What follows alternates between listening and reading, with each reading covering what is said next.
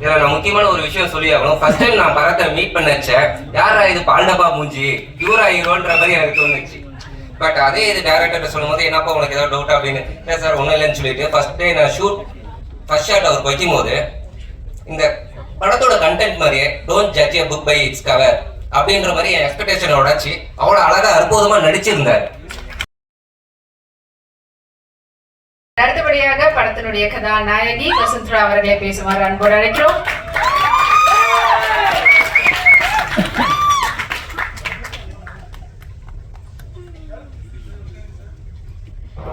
Good evening to all and எல்லாருக்கும் வணக்கம். சிறப்பு விருதுகள் அனைவருக்கும். இந்த ஃபிலிம் என்னோட ஃபர்ஸ்ட் ஃபிலிம், இந்த ஸ்டேஜ் என்னோட ஃபர்ஸ்ட் ஸ்பீச். ஸோ ரொம்ப நர்வஸாக தான் இருக்குது. அண்ட் டேரக்டர் சாருக்கு ரொம்ப நான் தேங்க் பண்ணணும். பிகாஸ் அவர் என்னை அக்செப்ட் பண்ணதுக்கு அண்ட் இந்த ரோல் இவ பண்ணுவா அப்படின்னு சொல்லிட்டு எனக்கு கொடுத்ததுக்கு ரொம்ப thank you sir. And producer sir Ilango சாருக்கு ரொம்ப ரொம்ப நன்றி. அவர் எனக்கு சான்ஸ் கொடுத்ததுக்கு. And thanks to everyone. Thank you.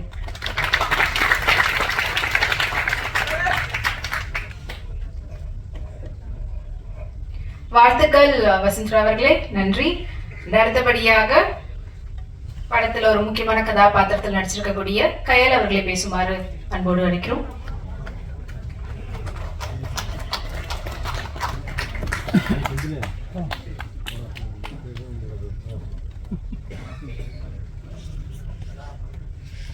எல்லாத்துக்கும் ஒரு இனிமையான மாலை வணக்கம். ஸ்பெஷல் கெஸ்ட் எல்லாருக்கும் ஒரு வணக்கம். இதில் முக்கியமாக நான் வந்து இதனோட ஃபர்ஸ்ட் ஃபிலிம். நான் வந்து டைரக்டர் தமிழ்செல்வன் சாருக்கு ரொம்ப ரொம்ப கடமைப்பட்டிருக்கேன். தேங்க்ஸ் சொல்லணும்னு விரும்புகிறேன் இந்த மேடையில். அப்புறம் ப்ரொடக்ஷன் சாரு, அவருக்கு இளங்கோ சார், அவருக்கும் நான் வந்து ரொம்ப கடமைப்பட்டிருக்கேன். Thank you sir.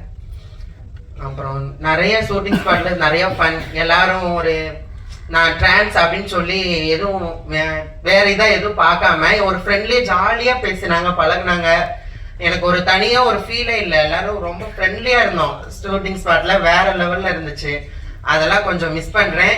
இருந்தாலும் படம் ரிலீஸ்க்காக வெயிட் பண்ணிட்டு இருக்கேன். அவ்வளோதான். தேங்க்யூ. நன்றி என் வாழ்த்துக்கள். அடுத்தபடியாக படத்தினுடைய ஸ்டண்ட் கொரியோகிராஃபர் சூப்பர் குட் ஜீவன் அவர்களை பேசுமாறு அன்போடு அழைக்கிறோம்.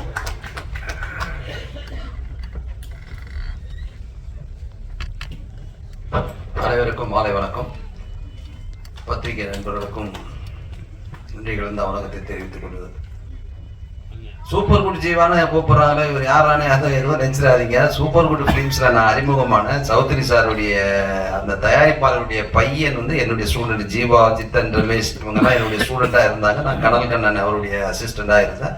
அந்த கம்பெனியில் நிறைய படம் பண்ணதுனால அதே கம்பெனியில் நான் அறிமுகமானா அவர்கிட்ட, சார் எனக்கு ஒரு தலைப்பு வைங்க சார், வெறும் ஜீவான்னு இருக்குன்னு. ஸோ நம்ம கம்பெனியில் தான் அறிமுகமாக இருக்கேன், அதனால் சூப்பர் குட் ஜீவான்னு வச்சுக்கியான்னு சொல்லிட்டு ஆசையாக தித்திக்கிறேன்ற 2 படத்துக்கு நான் தான் ஃபைட் மாஸ்டர். ஸோ அதனால வேண்டி பொதுவாக தொழில் எல்லாம் ஒன்று தான். ஒரு படம் தயார் பண்ணுறது தான் இன்னைக்கு சாதாரண விஷயமே அல்ல. ஏன்னா அதுக்கு வந்து என்னை பொறுத்த வரைக்கும் ஒரு படத்தை பார்க்குற ஆடியன்ஸுக்கு முன்னாடி வந்து அந்த படத்தை வந்து சமர்ப்பிக்கக்கூடிய சூழ்நிலைக்கு கட்டுப்பட்டவங்க யாருன்னு கேட்டால் தயாரிப்பாளர் மாதிரி, டைரக்டர் மாதிரிலாம், அதாவது மாதா பிதா குரு தெய்வம்னு சொல்லுவாங்க. என்னை பொறுத்தவரை சினிமாவுக்கு வந்து ஒரு தகப்ப ஸ்தானத்தில் இருக்கிற தயாரிப்பாளர்னா தாய் ஸ்தானத்தில் இருக்கிறது ஒரு டைரக்டர்ஸ் டிபார்ட்மெண்ட்.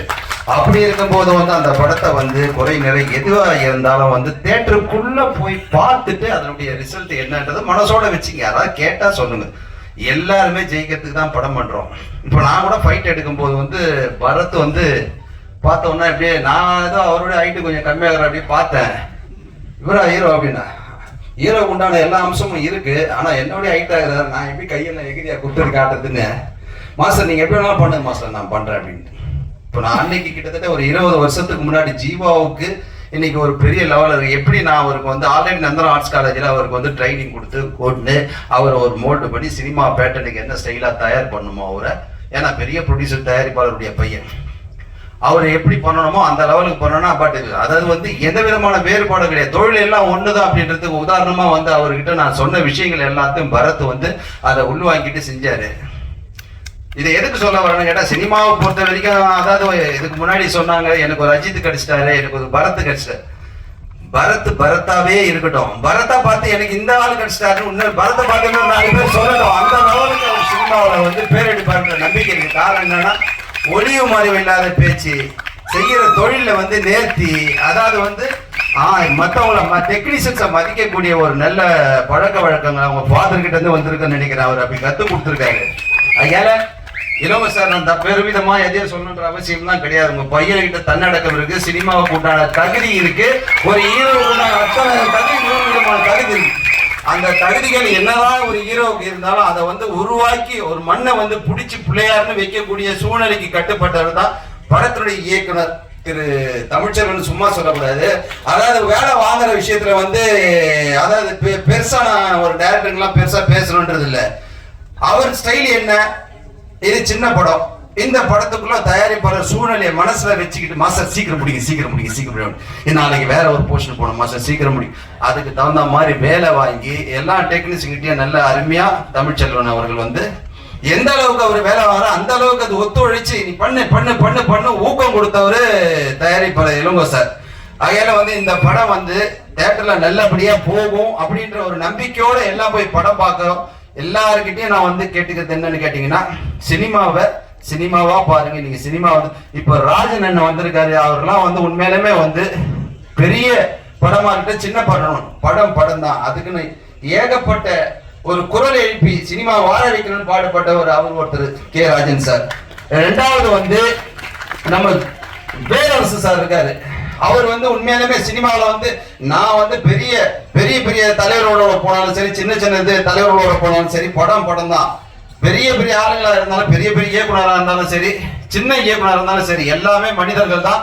எல்லாருடைய அழைப்பும் ஏற்று இந்த மேடைக்குள்ள உட்காந்து இருக்கிறாங்கன்னு சொன்னோம்னா அவங்க எல்லாம் உண்மையாலுமே வந்து நல்ல இயக்குனர்கள், அத காலத்தை உணர்ந்த ஒரு மனிதர்கள்.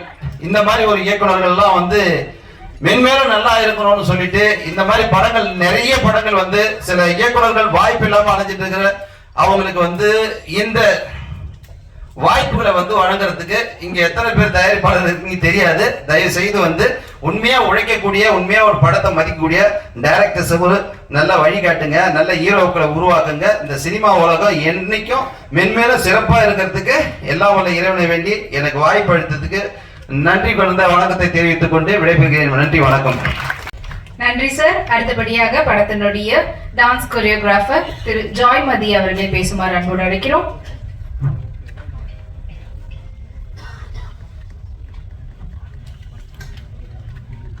எல்லோருக்கும் வணக்கம்.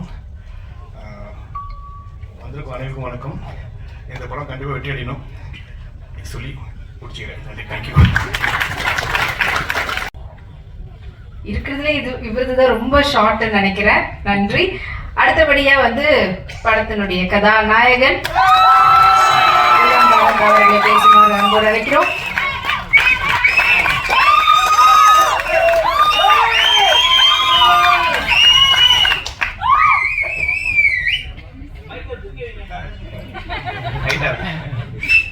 வந்திருக்க அனைத்து சிறப்பு விருந்தினருக்கும் வணக்கம்.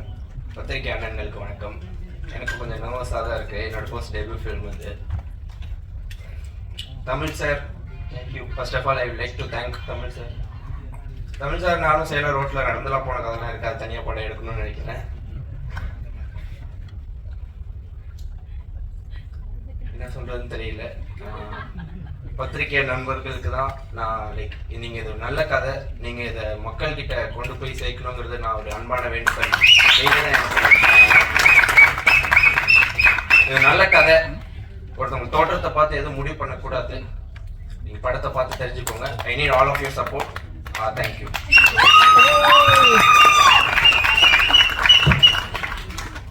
வாழ்த்துக்கள். அடுத்தபடியாக இயக்குனர் திரு பத்மராஜ் அவர்களை பேசுமாறு அன்போடு அழைக்கிறோம்.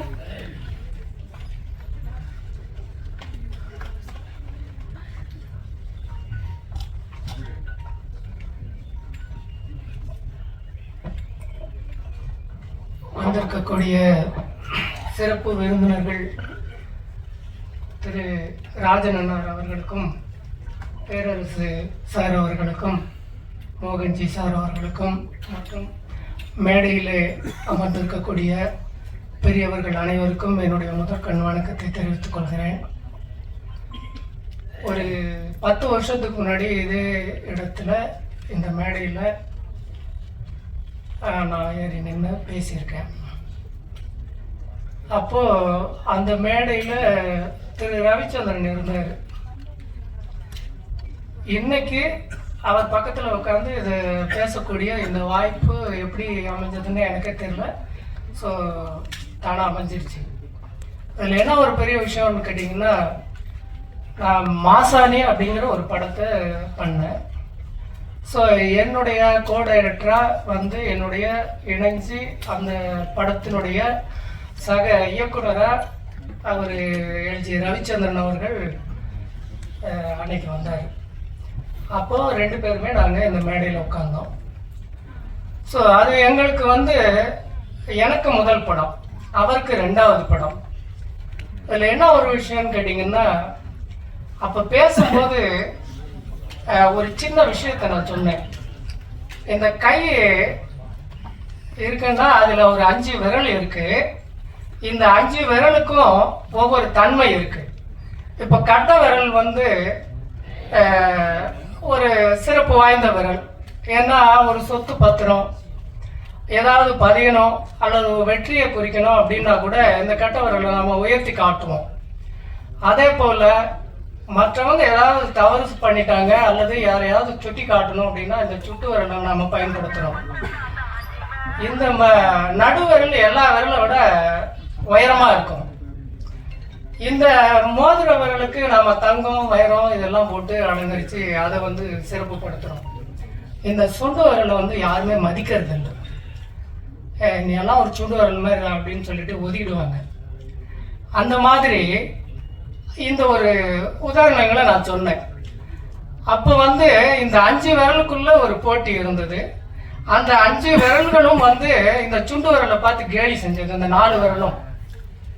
ஆனால் அந்த சுண்டு விரல் சொன்னிச்சா, நீங்கள் என்னதான் உனக்கு வந்துட்டு சொத்து பத்திரத்தை கை நாட்டு வைக்கிறதுக்கு உன்னை பயன்படுத்தினாலும், நீ மற்றவங்களை சுட்டி காட்டுறதுக்கு நீ ஆள்காட்டி விரலாக இருந்தாலும், எல்லாத்தோட உயரமாக இருக்கிற நடுவிரலாக இருந்தாலும், நகை மோதிரத்தை தங்கம் வைரம்னு நீ போட்டுக்கிட்டாலும் கூட, மற்ற யாராக இருந்தாலும், ஒரு அரசனாக இருந்தாலும் சரி அல்லது ஒரு பெரியவர்களாக இருந்தாலும் சரி, ஒரு தெய்வத்தையா போய் அவர் முன்னாடி நாம் நின்னாலும் சரி, அவங்களை இப்படி வணங்கும்போது நான் தான் முன்னாடி நிற்கிறேன், நீங்கள்லாம் என் பின்னாடி நிற்கிறீங்க அப்படின்னு சொல்லிட்டான். இந்த கருத்தை வந்து நாங்கள் 2 பேரும் அப்படி வந்து நாங்கள் இங்கே நிற்கிறோம் அப்படின்னு நான் சொன்னேன் அன்னைக்கு. அதுபோல் தமிழ்ச்செல்வன் வந்து இன்னைக்கு உங்கள் முன்னாடி வந்து தொடர்ந்து ஒரு 5 படம் பண்ணிட்டு திரும்பவும் வந்து நிற்கிறார். அவருக்கு பின்னாடி எவ்வளவு பெரிய விஷயங்கள் நடந்திருந்தாலும், அவர் வந்து சின்ன ஒரு நபரா இருந்தாலும் கூட தொடர்ந்து வந்து முன்னாடி நிற்கிறாரு. அதுக்கு காரணம் என்னன்னா அவருடைய விடாமுயற்சி. அந்த விடாமுயற்சி நிச்சயமா வெற்றியை கொடுக்கும் அப்படிங்கிறது தான் ஒரு இயற்கையான ஒரு விஷயம். இன்னைக்கு அண்ணன் சொன்னாரு, சிறுபட இதெல்லாம் வந்துட்டு எங்களுக்கு வந்துட்டு யூனியன் எதுவுமே பண்ணலைங்கள அப்படின்லாம் சொல்லிட்டு அவர் ரொம்ப ஆதங்கமாக பேசினார். முயற்சி பண்ணுங்க யூனியன் எல்லாம் அப்படின்னு சொல்லிட்டு. இங்கே யூனியனோ மற்ற விஷயங்களோ இங்கே முயற்சி பண்ணுற விஷயங்கள் எல்லாம் இல்லை. ஒரு தயாரிப்பாளராக வர்றவங்க ஒரு இயக்குனராக வர்றதுக்கு ஒரு 4 வருடம் 3 வருடம் ஒரு இயக்குனர்கிட்ட நம்ம பயிற்சி எடுத்து வர்றோம். ஒரு தயாரிப்பாளராக வர்றவருக்கு எந்த விதமான பயிற்சியும் கிடையாது. ஒரு படத்தை எப்படி பண்ணணும், எப்படி செய்யணும் அப்படிங்கிற எந்த வித பயிற்சியும் கிடையாது. அந்த இயக்குனருடைய கைடன்ஸ் தான். இதில் என்ன ஒரு விஷயம் கேட்டிங்கன்னா, ஒரு இயக்குனர் ஒரு படத்தை துவக்கும் போது, ஒரு கதையை சொல்லும்போது, அந்த கதையிலேயே வந்து ஒரு வெற்றி சாரம் இருக்கா அப்படிங்கிறத வந்து கண்டுபிடிக்கக்கூடிய ஒரு விஷயம் அந்த தயாரிப்பாளருக்கு நிச்சயமா இருக்கும். அப்படி இருக்கக்கூடிய ஒரு பட்சத்தில் தான் ஒரு பெரிய முதலீடையே இங்கே வந்து தயாரிப்பாளர்கள் போடுறாங்க. ஆனால் அந்த முதலீட்டை எடுக்கக்கூடிய விஷயங்கள் இங்கே இருக்கா அப்படின்னா, அதுக்கு உண்டான எப்படி வந்து அந்த கதையில் வந்து நம்ம வந்து பார்த்த உடனே இது கண்டிப்பாக ஜெயிக்கும் அப்படின்னு நினைக்கிறோமோ, அதே போல் இந்த படத்தை ஒரு வியாபார ரீதியாக கொண்டு போகிறதுக்கு என்னென்ன வழிகள் அப்படிங்கிறத வந்து எல்லாருமே வந்து அதை வந்து தெரிஞ்சுக்கணும் அப்படிங்கிறது தான் இங்கே சினிமாவில் ஒரு பெரிய விஷயம். நான் வந்து ஒரு தயாரிப்பாளர், நான் கிட்டத்தட்ட ஒரு 10 வருஷம் ஆயிடுச்சு. ஆனால் இப்போ வந்து என்னுடைய சொந்த படம் ஒன்று எடுத்திருக்கேன், பெரியத்தனம்னு, முடிகிற தருவாயில் இருக்குது. அதுக்கு இடையில் ஒரு தயாரிப்பாளர் வந்துட்டார். கில்லி மாப்பிள்ளைங்கிற படத்தை வந்து நான் எடுத்து முடிச்சிருக்கேன். அதுவும் புதுமுகம் தான், கதாநாயகன் கதாநாயகி புதுமுகம். மற்ற கேரக்டர்ஸ் எல்லாமே கமர்ஷியலாக பண்ணியிருக்கேன். பெரிய படங்களில் நடித்த நடிகர்களை நான் பயன்படுத்தியிருக்கேன். அதில் என்ன ஒரு விஷயம்னு கேட்டிங்கன்னா, இந்த படம் ஒரு 10 வருஷத்துக்கு அப்புறமா நான் பண்ணுறேன். இந்த 10 வருஷம் நான் விட்டுட்டேன். எல்ஜிஆர் சார் கூட ஒரு 4-5 படம் பண்ணிட்டாரு, என் கூட பண்ணவர். அது ஒரு 5 படம் பண்ணிட்டாரு. ஆனால் நான் பண்ணும்போது என்கிட்ட வந்து ஒரு தயாரிப்பாளர் வராரு அப்படின்னா, அந்த தயாரிப்பாளர்கிட்ட ஒரே ஒரு விஷயம் தான் சொல்லுவேன், சார் ஃபஸ்ட்டு டைம் இப்போ நம்ம சந்திக்கிறோம். ஸோ ஃபஸ்ட்டு எனக்கு வந்துட்டு நீங்கள் ஒரு 100 ரூபாய் ஒரு காஃபி ஆர்டர் பண்ணியிருக்கீங்க. இந்த 100 ரூபாயை இந்த படத்தை தயாரிக்கிற பட்சத்தில் இந்த 100 ரூபாயை முதல் டிக்கெட் வாங்குகிற ஒரு நபர் தான் நமக்கு கொடுப்பாரு. இதை இன்னைக்கோட நிறுத்திட்டோம்னா இந்த 100 ரூபாயோட உங்களுக்கு லாஸு. இந்த படத்தை வந்து முடிக்காம எந்த இடத்துல நிறுத்தினாலும் எவ்வளோ செலவு பண்ணாலும் அந்த படம் லாஸ் ஆகிடும் சார் அப்படின்னு தான் நான் அவங்களுக்கு சொல்லுவேன். படத்தை எடுத்தால் முடிக்கணும், முடித்தா அதை ரிலீஸ் கொண்டு போகணும். அந்த இடத்துல வந்து நம்மளுடைய திறமையும் கதையும் நல்ல முறையில் இருக்கிற பட்சத்தில் அது நிச்சயமாக வெற்றி அடையும். இங்கே சினிமாங்கிறது ஒரு என்ன சொல்கிறது, அது ஒரு வெற்றிக்கான ஒரு இடம்தான். அதெல்லாம் வந்து இங்கே வந்து வெற்றி இல்லாத இடம் கிடையாது, இது தோல்விக்கான இடமே கிடையாது. இங்கே வந்து மற்றவங்க விரும்புகிற மாதிரி பண்ணணும், மற்றவங்க விரும்பாத மாதிரி நம்ம பண்ணிட்டோம்னா அந்த இடம் வந்து நம்மளுக்கு தோல்வி தான் கிடைக்கும். அதனால ஒரு கதையை பண்ணும்போதும் அந்த படத்தை நேர்த்தியாக எடுக்கும்போதும் சரியான கண்டென்ட்டோட நல்ல விதமாக எடுத்தால் அந்த படம் நிச்சயமாக ஜெயிக்கும். தமிழ்ச்செல்வன் அவங்களுடைய படங்களுடைய பெயர்கள் வந்து விழித்தல், தோற்றம், இந்த மாதிரி வித்தியாசமாக வச்சு அவர் ஒரு நல்ல முயற்சி பண்ணுறாரு. வெற்றியை நோக்கி அவர் நடப்பட்டு இருக்கிறாரு. அவருக்கு பல சூழ்நிலைகள் இருந்திருக்கும். அந்த படத்தை வந்து வெற்றி படமாக அமைக்கணுங்கிற முயற்சி இருந்தாலும் கூட அவருக்கு ஒரு அந்த கதையம்சங்களோ மற்ற விஷயங்களோ சீக்கிரமாக பண்ணுங்க அப்படின்னு சொல்லி அவசரப்படுத்துறதோ இந்த மாதிரியான விஷயங்கள் வந்து ஒரு பதட்டத்தை ஏற்படுத்தும் போது சில விஷயங்கள் போயிடும். படம் எடுக்கும்போது ரொம்ப பொறுமையாக நிதானமாக யோசித்து 15 நாளில் கதை பண்ணேன்னு எல்ஜிஆர் சொன்னார். நான் தயவு செஞ்சு கேட்டுக்கிறேன் அவரை, நீங்கள் 15 நாள் எல்லாம் நீங்கள் கதை பண்ணக்கூடாது. நிச்சயமாக ஒரு குறைஞ்சபட்சம் ஒரு 30 நாளாவது, ஒரு நாளைக்கு ஒரு 2 சீனாவது யோசிக்கணும். 30 நாளாவது நீங்கள் பண்ணி அந்த கதையை வந்து ரொம்ப சிறப்பாக பண்ணணுங்கிறது ஒரு குரு ஸ்தானத்திலிருந்து உங்களுக்கு நான் சொல்லக்கூடிய ஒரு விஷயம். ஸோ இந்த படத்தை பொறுத்த வரைக்கும் இந்த ட்ரெய்லர் பார்க்கும்போது, இந்த பாடல்களை கேட்கும்போது நிச்சயமாக ஒரு வெற்றிக்கான ஒரு அறிகுறியோட இந்த படம் இருக்கு அப்படிங்கிறது புரிஞ்சுக்க முடிஞ்சது. 2வது, அவருடைய முன்னைய படங்கள் நான் பார்த்துருக்கேன். ஆனால் இந்த படம் அதையெல்லாம் தாண்டின ஒரு சற்று வித்தியாசமான ஒரு விஷயமா தான் எனக்கு படுது. இந்த படத்தில் அவர் நிச்சயமாக வெற்றி அடைவாருங்கிற நம்பிக்கை எனக்கு இருக்கு. எனக்கு 10 வருஷமா அவர் தெரிஞ்சாலும் கூட ஒரு ஆடியோ லான்ச்சு கூட நான் வந்ததில்லை.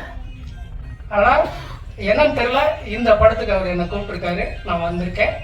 பட்டு இந்த படம் வெற்றி படமாக இது வந்து கண்டிப்பாக அமையும் அப்படிங்கிற ஒரு நம்பிக்கை எனக்கு இருக்கு. ஸோ அந்த ட்ரெய்லரை பார்க்கும்போது இதில் நடிச்சிருக்கக்கூடிய அந்த பரத் அப்படிங்கிற தம்பி ஒரு நல்ல பர்ஃபார்மன்ஸை கொடுத்துருக்கிறாரு.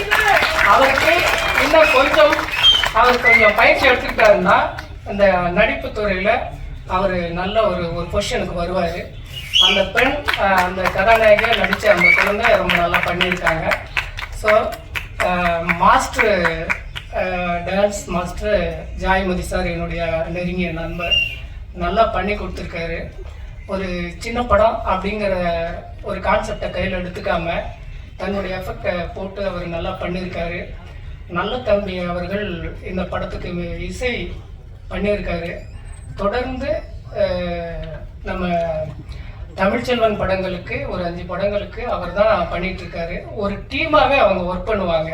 இந்த சம்பத் கேமராமேன், நடிக்கக்கூடிய இந்த பாண்டு, இவங்க எல்லாருமே ஒரு டீமாக ஒர்க் பண்ணுவாங்க. ஸோ இந்த மாதிரியான ஒரு அமைப்பு எனக்கு கிடைக்கல. அது என்னன்னு கேட்டிங்கன்னா, ஒரு டீமாக என்னால் அமைச்சிக்க முடியல. ஸோ ஆனால் அவர் அந்த ஒரு விஷயத்தில் உறுதியாக பண்ணிகிட்டு இருக்காரு. சேலம்ங்கிறது வந்து ஒரு மாடர்ன் தேட்டர்ஸ் வந்து 100 படங்களுக்கு மேலே பண்ண ஒரு மண். அந்த மண்ணில் இருந்து ஒரு வெற்றி நாயகனாக அவர் வரணும்னு நான் வாழ்த்தி வாய்ப்புக்கு நன்றி உரைபடுகிறேன். நன்றி, வணக்கம். இதுக்கு ரொம்ப நன்றி சார். அடுத்தபடியாக படத்தினுடைய சினிமோட்டோகிராஃபர் திரு சம்பத்குமார் அவர்கள் பேசுமாறு அன்போடு அழைக்கிறோம்.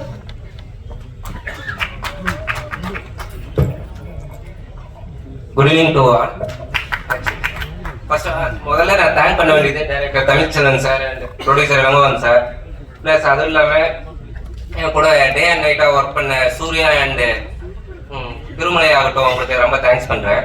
இதில் நான் முக்கியமான ஒரு விஷயம் சொல்லி ஆகணும். ஃபர்ஸ்ட் டைம் நான் படத்தை மீட் பண்ணச்சேன், யாரா இது பால்டபா மூஞ்சி இவரா ஹீரோன்ற மாதிரி எனக்கு தோணுச்சு. பட் அதே இது டேரக்டர் சொல்லும் போது என்னப்பா உனக்கு ஏதாவது டவுட் அப்படின்னு, இல்லை சார் ஒன்றும் இல்லைன்னு சொல்லிட்டு ஃபர்ஸ்ட் டே நான் ஃபர்ஸ்ட் ஷாட் அவருக்கு வைக்கும் போது இந்த படத்தோட கண்டென்ட் மாதிரியே don't judge a book by its cover அப்படின்ற மாதிரி என் எக்ஸ்பெக்டேஷனை உடைச்சி அவ்வளோ அழகா அற்புதமா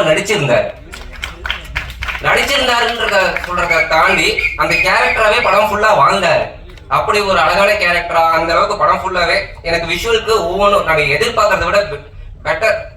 இன்னும் கொஞ்ச நேரம் அவர் பண்ணியிருக்க மாட்டாரா, இன்னும் கொஞ்சம் ரியாக்ஷன்ஸ் கொடுத்துருக்க மாட்டாரா அப்படின்ற அளவுக்கு அவர் பர்ஃபார்மன்ஸ் பண்ணிட்டு இருந்தாரு. சரி, இதெல்லாம் போக இவருக்கு டஃப் கொடுக்க வரண்டா ஒரு வில்லை அப்படின்னு சொல்லிட்டு விஜு ஐயப்பன் சார் அவரோட ஒவ்வொரு மிரட்டல் காட்சிகளுமே எனக்கு எப்படி சொல்றதுன்னு தெரியல. ஆடியன்ஸ் நீங்க தேர்ல பாக்குறப்ப தெரியும் எந்த அளவுக்கு அவரோட வெறித்தனம் இருந்துச்சு. ஏன்னா கேமரா ஆட்டோமேட்டிக்கா ஜர்க் ஆச்சு. அவர் ஒவ்வொரு டைமும் அவ்வளவு மிரட்டி அவ்வளவு அழகா பண்ணாரு. அண்ட் தென் வேற என்ன சொல்றது, ஹாப்பி பொங்கல், தேங்க்யூ. நன்றி. அடுத்தபடியாக படத்துல ஒரு முக்கியமான கதாபாத்திரத்துல நடிச்சிருக்கக்கூடிய திரு தீபக் அவர்களை பேசுமாறு அன்போடு அழைக்கிறோம்.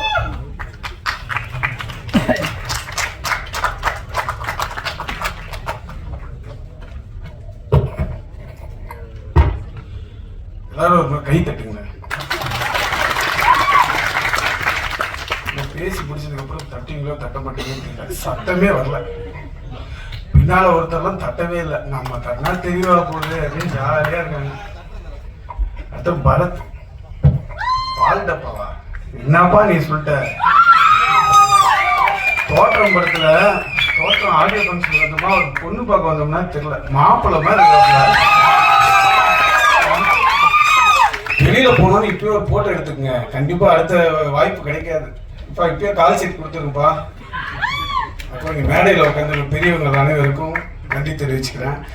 அப்புறம் என்னோட நண்பர் தமிழ்ச்செல்வனை பற்றி ஒரு சில வார்த்தைகள். உங்களுக்குலாம் கோபமே வராதா அப்படின்னு திட்டுவாங்கல்ல, அதுக்கு எடுத்துக்காட்டு என் நண்பன் தமிழ்ச்செல்வன்.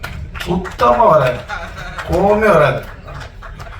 நான் நிறைய டைம் பண்ண நானே திட்டுவேன் அப்படின்னு சிரிச்சுக்கிட்டேன், ரஜினி மாதிரி சிரிச்சுக்கிட்டே இருப்பார். அவருக்கு இந்த படம் நல்லபடியாக வரணும். நான் தேட்டரில் போய் பாருங்கள், சப்போர்ட் பண்ணுங்கள். கண்டிப்பாக இதில் பருத்திவீரன் சித்தப்பா அவர்களோட தம்பியாக நடிச்சிருக்கேன், பரத்துக்கு சித்தப்பாவும் நடிச்சிருக்கேன். இங்கே மேடையில் இருக்க இசையை நல்ல தம்பியை பற்றி சொல்லணும். அருமையாக பண்ணியிருக்காரு. அவங்க பொண்ணு பிரியங்கா சூப்பராக பாடியிருக்காங்க. நம்மலாம் மைக்கை பிடிச்சி பாடினா குறன்னு கேட்குறாங்க. ஆனால் அந்த பொண்ணு பாடினா அவ்வளோ அருமையாக இருக்குது, ஸ்வீட்டாக இருக்குது. ஐயா ரொம்ப நன்றிங்க அவங்கள பாட வச்சிருக்கு. அப்புறம் வில்லன் ஐயப்பன் அவர்கள் சொன்னோம், சூப்பராக நடிச்சிருக்காரு, சூப்பராக பண்ணியிருக்காரு. கேமராமேன் அவர் ஒரு இடத்துல ஜர்க் ஆச்சுன்னாரு, அவரால் தூக்க முடியல அந்த கேமராவை, அதனால தான் அவருக்கு ஜர்க் ஆயிடுச்சு போல இருக்குது.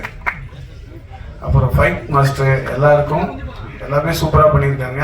தேங்க்யூ ஆல், தேங்க்யூ, நன்றி, வணக்கம். நன்றி. அடுத்தபடியாக படத்தினுடைய இயக்குனர் கிடா விருந்துன்னு சொல்லி கஞ்சா கருப்பு அவர்களை வைத்து இயக்கி இருக்கிறாங்க. அதுக்கு அடுத்தபடியா பாத்தீங்கன்னா உதை, காயம், விழித்தெழு, இரவில் ஆட்டம், அடையாளம், ஏற்கனவே ஒரு டைரக்டர் சார் சொல்லியிருந்தாரு அவருடைய படங்களுடைய பெயர்கள் எல்லாமே ரொம்ப வித்தியாசமா இருக்கும்னு. அதே போலதான் இப்ப அவருடைய 6வது படமா தோற்றம் படத்திலயும் வந்து ஒரு வித்தியாசமான டைட்டில் வச்சிருக்கிறாரு. படத்தை பத்தியும் படக்குழுவினர் சார்ந்தும் பல விஷயங்களை பேசுறதுக்காக படத்தினுடைய இயக்குனர் திரு ஏ தமிழ்செல்வன் அவர்களை பேசுமாறு அன்போடு அழைக்கிறோம்.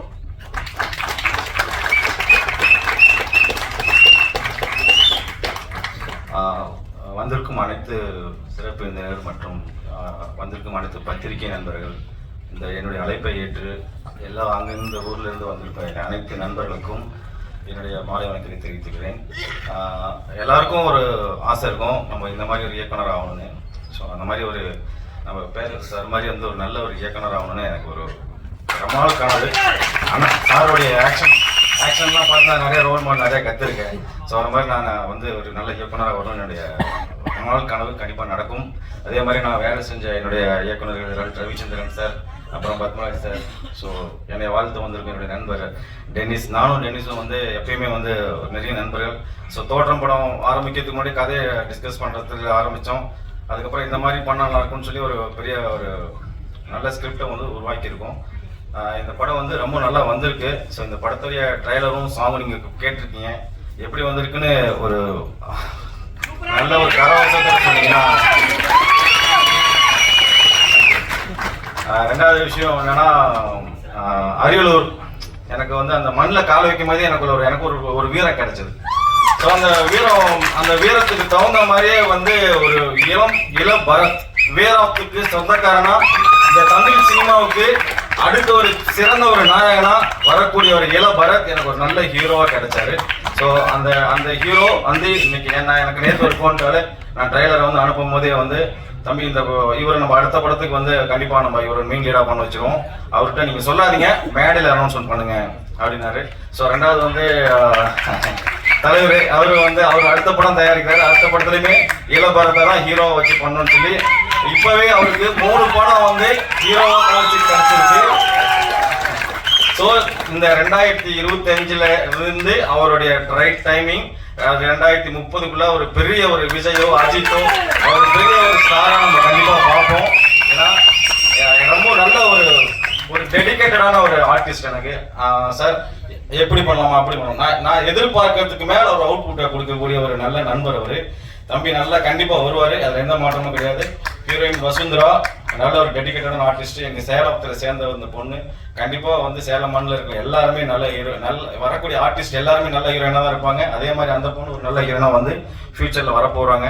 ஸோ இந்த படத்துல எனக்கு வந்து மிகப்பெரிய ஒரு வாய்ப்பு கொடுத்து இந்த படத்தை வந்து எடுக்கலான்னு முன் வந்து நாங்க ஃபர்ஸ்ட் பிளான் பண்ணது நானும் ராஜா அமையப்பர் எங்க அப்பா, அவர் வந்து எனக்கு வந்து எங்களுக்கு 2014ல வச்சிக்குவா அப்படிங்கிற ஒரு படம் வந்து முதல்ல எங்களுக்கு வாய்ப்பு கொடுத்து சினிமா நாங்க வந்து தொடர்ந்து வச்சிக்குவா, அஞ்சல் துறை, கெடா விருந்து, உதய், விழித்திலு, காயம், ஸோ தொடர்ந்து நாங்க பல படங்கள் வந்து சேலத்தை சார்ந்த டெக்னீஷியன்ஸ் எல்லாருமே ஒரே டீம். மியூசிக் டைரக்டர் நானும் 5வது படம், ஸோ ஸ்டண்ட் மாஸ்டர் எனக்கும் அவருக்கும் அந்த மாதிரி தொடர்ந்து ஒரே டீம். எடிட்டர் எல்லாருமே பார்த்தீங்கன்னா ஒரே டீம். நான் போன மேடையில் சொல்லும் போது எனக்கு 5வது படம் இது என் டீம், என்னுடைய டீம் வச்சு நான் பண்றேன். 6வது படமும் என்னுடைய டீம், இது நாங்க வந்து ஒன்னா பண்ணுவோம். இதே மாதிரி பல படங்கள் நாங்க பண்ணுவோம், பல வெற்றி படங்களை வந்து நாங்க தயாரிக்க போறோம். ஏன்னா இதுல தயாரிப்பாளர் வந்து இளங்கோ சார், கண்டிப்பா நான் வந்து அவரை பத்தி நான் பேசி ஆகணும். அவரும் நானும் சந்திக்கும் போது வேற மாதிரி ஒரு தோட்டத்தில் தான். இன்னைக்கு வந்து அவரை வந்து என்னை வந்து உரிமையா தம்பின்னு தான் கூப்பிடுவாரு. எனக்கு என்னைய தம்பின்னு கூப்பிட்டதுக்கு அப்புறம் தான் அவர் உரிமையா எனக்கு திட்ட முடியும். அதனால வந்து எனக்கு ரொம்ப பிடித்தமான ஒரு மனிதர் அவர் எனக்கு வந்து கிடைச்சி வந்த தயாரிப்பாளர்ல ரொம்ப சந்தோஷமா இருக்கு. என்னோட ஒவ்வொரு படத்துலயுமே எல்லா தயாரிப்பாளர்களுமே கண்டிப்பா வந்து உட்காந்து என்னை வாழ்த்துவாங்க. அதே மாதிரி இந்த படத்துலயும் என்னுடைய தயாரிப்பாளர் எல்லாரும் வந்திருக்காங்க, எங்க டெக்னீஷியன்ஸ் எல்லாரும் வந்து என்னை வாழ்த்துனாங்க. அதே மாதிரி அந்த நண்பர் தீபக், நான் அவரு சைல்ட்ஹுட் ஃப்ரெண்ட்ஸு. சினிமா நாங்கள் ஆரம்பத்தில் இன்னைக்கு நாங்கள் ஒன்றா படம் பண்ணிட்டு இருக்கோம். அடுத்து வந்து அவர் ஒரு தயாரிப்பாளராக வந்து ஒரு படம் பண்ண போறாரு. என்கிட்ட சொன்னாரு, மச்சான் நீ தான் பண்ண போற, அந்த படம் நீ தான் பண்ண போறேன்ட்டு.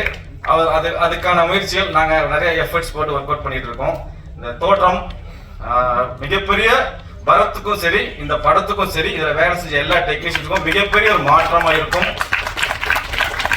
காரணம் எனக்கு ரொம்ப ஒரு அரியலூர் அந்த மண் சார் சொன்னாரு அரியலூர்ல எங்க கேமரா வச்சாலுமே எந்த இடத்த திருப்பினாலுமே அவ்வளோ அருமையான ஒரு லொகேஷன். அடுத்து நம்ம படம் பண்ணணும் அப்படின்னு ஒரு அடுத்த படம் பண்ணணும் டைரக்டர்ஸ் நினைக்கக்கூடிய லொகேஷன்ஸ் வந்து அங்க பயங்கர பிரம்மாண்டமா இருக்கும். எங்க திருப்பினாலும் பார்த்தா முந்திரி தோப்பு, இந்த பக்கம் திருப்பினா ஒரு அழகான ஒரு பலா. ஸோ எல்லா பக்கமும் ஒரு கிரீனிஷா அவ்வளோ அழகான ஒரு நல்ல லொகேஷன் கிடைச்சது எனக்கு. அந்த லொகேஷன் தகுந்த மாதிரி கதையும் நல்லா வந்திருக்கு. கண்டிப்பா இந்த படம் வந்து தேட்டர்ல போய் எல்லாரும் போய் பார்க்கணும். ராஜா அமைப்பர் சார் சொன்ன மாதிரி சேலம் கண்டிப்பா நான் 5 படம் சேலத்துல தான் பண்ணேன். அதோ எனக்கு அரியலூர் ரொம்ப பிடிச்சது காரணம்னா சேலத்துல என் மண்ணில் நான் பண்ணதை விட என் அரியலூர் மண்ணில் வீரமா நம்ம பண்ணதுக்காக ரொம்ப பிடிச்சது, ரொம்ப பெருமையான விஷயமா இருக்கு. அதே மாதிரி ராஜா மேப்பர் ஐயா எங்க அப்பா சொன்ன மாதிரி எங்களுக்கு நாங்க கஷ்டப்பட்டு ஒரு தயாரிப்பாளர் ஒரு படத்தை எடுத்து எவ்வளவு கஷ்டப்பட்டு நாங்க திருப்பி கொண்டு வந்து நாங்க முயற்சி பண்றோம். நாங்க ஒரு 100 தேட்டர் நாங்க ரிலீஸ் பண்ணணும்னு நினைச்சு நாங்க வந்து எவ்வளவு கஷ்டப்பட்டு 100 தேட்டர் ரிலீஸ் பண்ணணும்னு நாங்க தேட்டருக்கு போறோம். கடைசி நேரத்துல எங்களுக்கு தேட்டர்ஸ் கடைசியா கிடைக்க மாட்டேங்குது. ஸோ இதனாலதான் நான் எங்களுக்கு வந்து சரியான தேட்டர்ஸ் கிடைக்காதப்போ நாங்க வந்து நாங்க நினைச்ச ஒரு இலக்கை எங்களால் அடைய முடியல. ஸோ எல்லா எங்களை நமக்கு தயாரிப்புக்காக குரல் கொடுக்கும் நம்ம ராஜன் சார் வந்து ஒவ்வொரு ஆடியோ ஃபங்க்ஷன்லையுமே அவர் குரல் கொடுப்பார். தயாரிப்பாளர்களுக்கு வந்து சிறு தயாரிப்பாளர்களுக்கு எப்படியாவது தேட்டர்ஸ் கொடுங்க. அதனால பத்திரிகையாளர்களுக்கும் ஊடக நண்பர்களுக்கும் ஒரு தாழ்மையான வேண்டுகோள், நாங்க வந்து கஷ்டப்பட்டு ஒரு படம் எடுக்கிறோம். அந்த படம் திரைக்கு வந்து கிடைக்கிறதுக்கு அதுக்கான ஒரு முயற்சிகள் சங்கத்து மூலியமாவோ ஏதாவது வாய்ப்பு மூலியமாவோ கிடைக்கிறதுக்கு சிறுமணங்களுக்கு தேட்டர்கள் கிடைக்கிறதுக்கு ஒரு தாழ்மையான ஒரு வேண்டுகோளை நான் வந்து வச்சுக்கிறேன். இந்த படம் அடுத்த மாதம் திரைக்கு வர்றதுக்கு வந்து பிளான் பண்ணியிருக்கோம். தோற்றம் இது ஒரு அருமையான ஒரு கதை. இந்த கதைக்களம் வந்து ஒரு வில்லேஜ்ல இருந்து ஒரு அழுக்கான தோற்றத்துல தாம் பிள்ளையோட கல்யாணத்துக்காக நகை வாங்க வரக்கூடிய ஒரு பெரியவர் சிட்டிக்கு வந்ததுக்கு அப்புறம் அவருடைய இந்த அழுக்கான தோற்றத்தை பார்த்து என்ன நடக்குது சிட்டில, அதுக்கப்புறம் அந்த பெரியவர் வந்து இருந்தாரா இல்லையா, அந்த தோற்றம் அந்த கதையில வந்து என்ன மாற்றத்தை அந்த பெரியவர் கொண்டு பண்ணிச்சுங்கிறத கதையில வந்து நல்ல ஒரு அருமையா சுவாரஸ்யமா சொல்லியிருக்கேன். இந்த படத்தை கண்டிப்பா எல்லாரும் தேட்டர்ல போய் பாருங்க. எங்களை மாதிரி வளர்ந்து வரும் கலைஞர்களுக்கு பெரும் ஒரு சப்போர்ட்டாக இருக்கணும்னு சொல்லிட்டு என்னுடைய நன்றி தெரிவிச்சுக்கிறேன். ஏன்னா எனக்கு பேசுறதுக்கு என்னன்னா எங்களுக்கு தேட்டர்ஸ் அப்படிங்கிறது வந்து கடைசி நேரத்தில் நாங்கள் தோத்துட்டே இருக்கோம். ஸோ அதுதான் எங்களுடைய ஆதங்கமே. ஸோ அதுக்கான ஒரு முயற்சி மட்டும் பத்திரிகை நண்பர்கள் ஊடக நண்பர்களும் சப்போர்ட் பண்ணணும். இதை எங்களுக்கு நீங்கள் பப்ளிசிட்டி பண்ணி கொடுங்க. நன்றி. Thank you so much.